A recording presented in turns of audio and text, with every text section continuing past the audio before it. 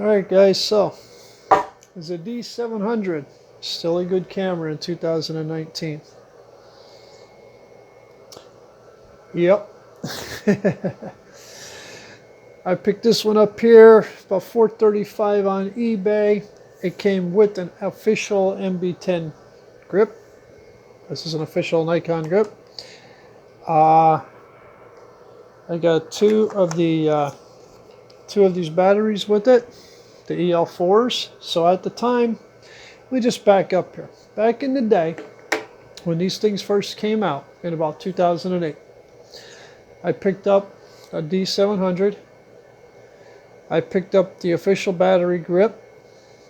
I got an extra battery for inside, so I had two of the LN3s. I bought a charger, if I recall. And I bought two of these EL4s, which were $100 a piece at the time. And this adapter was like $20. So by the time I was done, back in the day, if you want to call it that, 2008, early 2009, I was into the same setup for over $3 grand, well over $3 grand. And it was a wonderful camera. I'd done a lot of low light shooting. My buddy had a band, and God, I remember going to that band with just a little 50mm on it, and low light capabilities were incredible at the time. Frames per second with the grip, 8, you know, I mean, for the price versus a D3 at the time, you know, the build quality on these is amazing. Professional button and control layouts, you know, and it was an incredible camera. I got into a lot more sports oriented shooting and stuff like that, and I needed a DX, so I took a big loss on a D700, the whole setup, and I dumped it. And I ended up getting a DX camera at the time. Same, you know, system, Nikon, so I could still use the lenses. And honestly, I regretted it ever since. So, last week I was hitting around Fleabay, and this D700 was up for sale at the Buy It Now. D700, the grip, an official grip, not a knockoff grip. Two of these EL4 batteries. The adapter, the charger for this battery, of course, and he had an extra, you know, two official regular batteries. $435, $455, somewhere in that ballpark I paid. Can't beat it. Yes, there's over 100 and something, 122,000 shutter accusations on it, I think, at the time. It doesn't matter. If you guys are looking for something that is built like a tank, it's still relevant and is under, you know, $500, full frame, you know, a little better ISO capabilities, high ISO capabilities, your D700, gentlemen and women, is not going to be a bad buy, you know. Now you can use DX lenses on it. It'll crop it down. It'll do the auto DX crop. There's a menu thing in there. I mean, I have a lot of FX lenses that'll work on both. So, like today, here's my 85 1.8. They're wonderful cameras. They only have one card slot, if that matters to you. And they take a CF card. Okay, they take a CF card. But I don't know if that matters to a lot of people. I have been lucky. You never say never. I've not had a card fail on me since the days of the D50s. That's when I first got into Nikons. I've just not had a card fail. I'll leave it at that. I mean, you're right. You know, you can't go back and reshoot something. We all understand pros, cons, plus, minuses of everything, but I don't let one card slot stop me. You know, the D700 is built like a freaking tank. It's got all the professional controls, you know, all your layout. I mean, there's so much, it's just so much easy to go into. You know, you want to change your metering, flick a switch up here. You want to change your focus area, your focus style, spot, weighted or autofocus. You just, you know, dynamic, spot dynamic, boom, you just flip it there. You know, it's so much nicer. You want to change your mode. You just go over here and hit mode and spin the dial, manual, P, S, A, M. I mean, It's just all right there. Want to change the image quality without going to menu, you push the qual button over here and spin it. I mean, I always shoot raw, but I mean, if you want to change your white balance, right here's a button. Want to change your ISO, right here's a button. I mean, everything is right here. Change your exposure, push this button down, spin the dial. It's just right there. It's built very heavy. It is a very heavy camera. It's built like a stinking tank. And it's a full frame. If you're not printing over 20 by 30, if you're not going to print 20 by 30 images or bigger, honestly, 12 megapixels is going to be perfect for you. With the full frame, you get a little bit more bokeh, you know, a little bit better at that bokeh, a little background blur. You lose your DX crop. So your 85 on here is an 85, your 80 to 2 is an 80 to 2. But these cameras are they're just still phenomenal. This is, let's see here. I have it at continuous high. There's your 8 frames a second. I mean, how can you beat that? And I think you get 17 to 20 raw files. Okay, that's full raw 14-bit files. It's writing that fast. Any type of action, you really shouldn't have to machine gun for more than 1 or 2 seconds anyway. If you have to machine gun that much, you really need how to learn how to take pictures and focus. It's got the usual on the side, you know, your DC in, your HDMI, your video out. You know, it's got your standard stuff that you find on most of the cameras these days. But I mean, back in the day, I keep saying back in the day, 2008, 2009, you know, this camera was hot. And like I said, if you're not printing over 20 by 30, guys, this is a great freaking value camera. Right now, you could find these all over eBay, under 500 bucks, in good shape. Low light capability, still nice. High ISO, 4000, 6400 in a real big pinch. You know, good glass is going to help you out too. You know, your 1.8 glass, 2.8 glass, definitely going to help you out with that. You want to change your drive mode, continuous, single, manual. It's right there, right on the switch. You know, the newer cameras, you have to, you know, go in a menu and change this. You can change your drive mode here and change how you're going to focus here, and your metering right here. Now, I still do have and love my 7500. Okay, that's my that's my DX camera.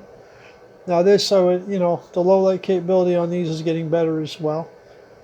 But it's DX, you know, it's, you know, you're going to do a lot of wildlife shooting, sport shooting and stuff like that. You need that crop, you need that extra zoom. Sure, grab your DX and away you go. But, you know, this is not as, you know, you got your manual focus or autofocus down here.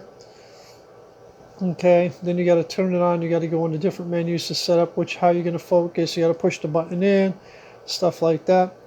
So there's a lot more intuition put into these older cameras, the way that things were designed for the professional type body. This wasn't the D3 or the D4, it wasn't on that level, but it was damn close, you know. You got your extra buttons for depth of field, you got all kind of extra stuff on here that it's just so much easier, you know, to go in and push one button and spin a dial to set something up, or actually grab a dial in the back and spin it, whereas you don't have it on your newer cameras. You know, your live view mode, your camera mode here. You know, a lot of stuff in here is push buttons and go into menus. You have an ISO button here. You also have your exposure mode on the newer ones. You gotta push these down. You got a lot more scene modes and stuff like that, but that's a whole different level of camera. This is for, you know, like I said, different scene modes and stuff that you really don't use that often when you get into this level. You know, in this level, you're going to shoot in PASM. There's no full green auto mode that's going to pop the flash on or anything like that. You're going to have to use your P mode if you're just starting out. This also has auto ISO in manual mode, which is nice. It's got the pop-up flash. You know, so you really get a good bang for your buck here. This also has the full compatibility with all the Nikon flash systems, creative lighting systems. It can go in commander mode. There's all kind of flash modes you can set up, rear curtain sync, front, blah, blah, blah, blah. This has it all. And if you're just getting into it, want to get yourself a good camera with a nice full frame lens, even a nifty 50 full frame or this 85, something to start out with, you know, and you really want to get into photography and learn, a D700 will definitely fit that bill. And once you mess around it for a while, one nice thing about it is it's already out there. It's already been out there for 10, 11 years. So there's a gazillion videos on this camera. There's a gazillion tutorials on this. There's a gazillion blog posts on this camera. Things to do, things to set things up. So you really are going to get a great bang for your buck and a great value. It's built like a tank. I mean, you know, it's got magnesium underneath. It's made in Japan. The newer cameras, China, Thailand, stuff like that. You know, they're just, the quality isn't there. You know, it is heavy. It's very heavy, even especially with the grip on. But heavy is okay because it gives you basics and stability when you're shooting. So without the grip, you'll do 5 frames a second, which is still okay. With the grip, you'll do 8 frames a second in continuous high. So keep that in mind if you need to shoot, you know, some basic sports or whatever in low light, and you don't need that extra DX crop that you can get on the sidelines or get in where you need. That's where this will shine. Portraits, better background, blown out, better bokeh. You know, you pop this 85 on, the D700, or you pop your 105 on.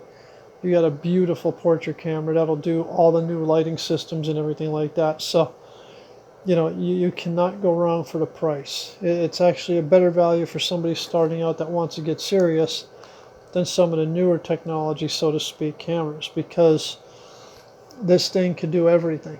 You know, like I said, if you don't need 24 megapixels, you're not going to print over 20 by 30, the 12 megapixels on this is going to be just fine. So my opinion is, yes, the D700 is still a phenomenal camera in 2019. It will still be in 2020 and 21. It's a great value. It's a great bang for your buck. You know, you really don't need these 24 megapixels unless you got a day job and if as a photographer and you're out there doing billboards. You know, you're printing for billboards. I still know a couple local pros that are actually running around with these, and actually D3s. You know, like they just, that time when they hit this stride, Nikon really knocked it out of the park with the D3, the D700, the D300. That time frame for Nikon we will never see again. They've come, you know, a long way with the 850 and the D5, but I mean, we just had a run within a couple of years there where the 300 came out, the 700 came out, the D3 came out, and you know, the frickin' things are built like frickin' tanks. You know, they're heavy, they're stable. You know, I mean, and it's just, they're incredible. And you really got to pay a lot of money to get that arena or that quality. Again, today with the Nikon, you know, your D850 and a couple $1,000, stuff like that, your D5. But like I said, if you're just going to be starting out or you're already into it, and you got some Nikon full frame lenses, you know, not DX lenses, Nikon FX lenses, and you're looking for a camera and you're wondering about the D700, don't pass it up. You know, you can easily get the shutters replaced at a lot of places like KEH, and there are Nikon repair shops. You can send them out to get the shutters replaced if they go, and just run them. I mean, just run them to the ground till they're gone. And for the price, you know, pick up 2 if you have to. The batteries are now cheap compared to what they were back in the day. You know, even official batteries aren't $50 no more. There's also, since that time, a lot of knockoff companies have come out. You can get a knockoff grip that works okay. You can get some knockoff batteries. You don't need to pay $100 for these batteries that are in here anymore. They have different brand batteries out there on Amazon for like $22. You know, that'll do the same thing. But of course, if you can go with genuine Nikon, it's always a preferred thing to do, just like any company. But yeah, the Nikon D700 is still a phenomenal camera. You got 5 frames a second without the grip, 8 frames a second with the grip. All the professional controls and layout. nice and heavy, stability, 12 megapixel camera. You can push the ISO to 64 if you really need to. Again, like I stated before, fast glass, 1.8, 2.8 glass is going to help that a lot better for you.